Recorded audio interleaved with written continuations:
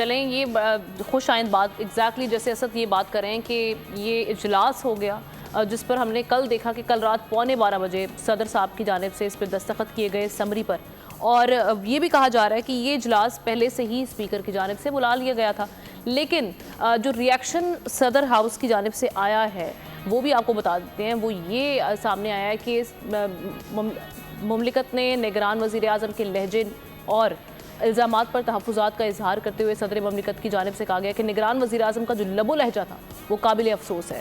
सदर आइन के आर्टिकल 41 के तहत रियासत के सरबराह हैं, आमतौर पर समरीज़ में ऐसे मुखातिब नहीं किया जाता।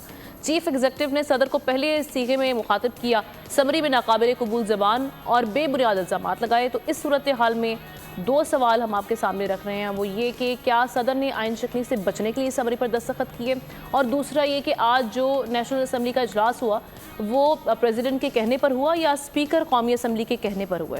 तो ये सारी सिचुएशन लेकर हम बढ़ते हैं। शहजादा जुल्फ़िकार साहब, आपका पहला टेक इस पर मैं चाहूँगी कि किस तरह से आप इन मामलों को देख रहे हैं। देखिए, ये हम कल भी ये परसों हमने डिस्कस किया कि इस पर हमने बात की। प्रेसिडेंट का एक मौक़िफ़ था जिसमें शायद वज़न इस तरह नहीं था।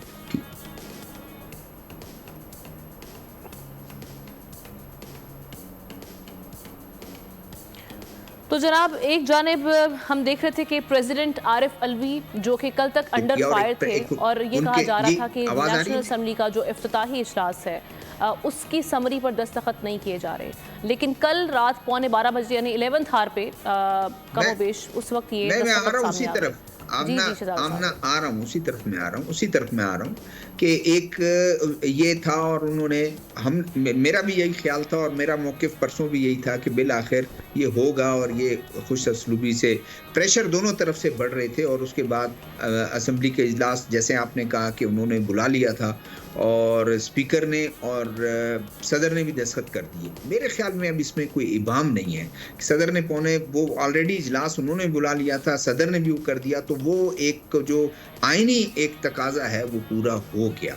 उसके बाद और ये होगा, मुझे इसमें कोई अबाम नज़र नहीं आता कि सदर ने भी उसको, क्योंकि सदर के लिए भी काफ़ी मुश्किल था रोकना। उन्होंने 11:15 आखिरी तक देखा कि ये कुछ करेंगे, ECP जो है वो उस पर अलर्ट कर देगी तमाम, उन्होंने नहीं किया। फिर शायद उनके लिए कल को बनता। और जो बात सदर कह रहे हैं कि आर्टिकल 41 के तहत जो है वो सब सरबराह मुमलिकत है, वो लबा लहजा, ये उनका हक है, वो ये कह रहे हैं, क्योंकि